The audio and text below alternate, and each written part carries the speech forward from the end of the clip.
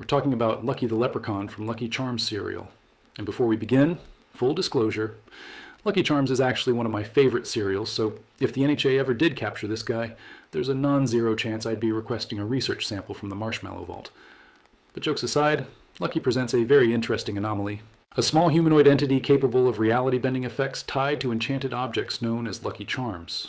So the question is, how would the Null Horizon Authority capture and contain something like that? In the NHA classification system, Lucky would most likely be designated a Veiled Class Xeno entity. Veiled Class anomalies are entities that actively conceal themselves within normal society. Lucky fits that description perfectly. He's been interacting with humans for decades, appearing in kitchens, grocery stores, and cereal commercials, without most people ever questioning how a magical leprechaun keeps escaping capture. The source of his anomalous abilities appears to be the marshmallow charms themselves. Each charm is associated with a specific ability: flight, invisibility, teleportation, object creation, and even limited reality manipulation.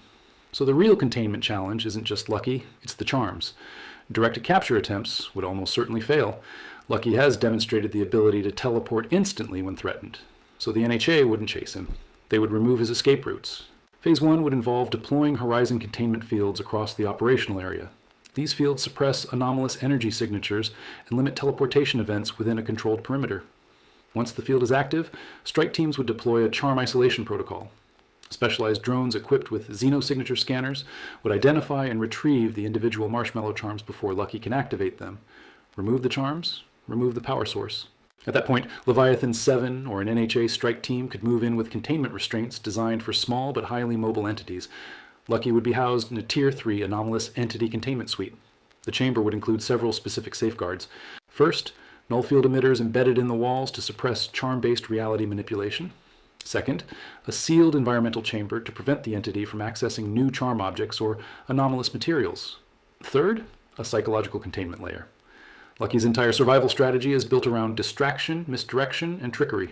Researchers interacting with the entity would undergo cognitive training to resist persuasion attempts.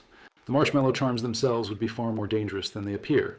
Each charm would be cataloged as an independent Xeno artifact. They would be stored separately inside isolated containment vaults, equipped with Horizon lock systems. Under no circumstances would multiple charms be stored together, since combining them could potentially amplify their effects. In other words, no researcher gets to eat the evidence. While Lucky might seem harmless compared to other anomalies, the charms represent a massive scientific opportunity. They appear to convert symbolic concepts, things like luck, flight, and invisibility, into real physical effects. If the NHA could understand how those charms manipulate probability and physics, it could open the door to entirely new forms of energy manipulation.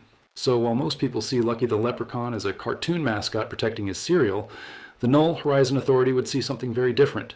A mobile anomaly with reality-altering artifacts capable of rewriting the rules of physics.